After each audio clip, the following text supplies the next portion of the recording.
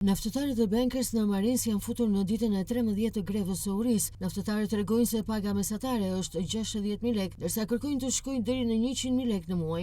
Dita e 13 e grevës nisi me një tubim para zyrave të kompanisë, ndërsa për shkak të përkeqësimit të gjendjes shëndetësore të dy prej grevistëve, Dorian Dyrmishi dhe Eduard Selami, nuk janë më pjesë e grevës, duke u reduktuar numrin e tyre në 8. Eduard Mita dhe Dritan Rapushi pohuan në kulmin e indinjatës dhe zhgënjimit se neglizhenca e institucioneve shqiptare është shpëruese, teksa kanë apeluar për reagim të shpejtë për zgjidhjen e situatës së tyre. Ndërkohë thirrjes së tyre u bashkuar po ashtu edhe Artur Ndreu, një prej grevistëve që bojkotuan punën. Pranë grevistëve u bashkua edhe përfaqësuesi i organizatës Drejtësisë Sociale Gentian Seriani, i cili në prononcimin e tij mediatik pohoi se kërkesat e punonjësve janë përcjell edhe në institucionet më të larta ndërkombëtare, teksa ka vënë theksin tek rëndësia e reagimit të shtetit shqiptar. Në mbështetje të grevistëve, paraditën e kësaj tone, shkuan edhe përfaqësues të shoqatës së naftëtarëve. Kreu i saj Bashkim Velçani pohoi se është në mbështetje të plotë të kërkesave të grevistëve. Në grevën e nisur që prej 15 tetorit dhe organizuar nga sindikata e sektorit hidrokarbur, naftëtarët e Marinesës kërkojnë një rritje pagash dhe përmirësim të kushteve të punës së tyre në një kohë kur kompania Bankers Petroleum po hetohet nga SPAK me dyshimin se ka shkaktuar buxhetit të shtetit një dëm prej 110 milion lekësh. Naftëtarët tregojnë se paga mesatare e tyre është 60.000 lekë, ndërsa kërkojnë të shkojë deri në masën e 100.000 lekëve në muaj.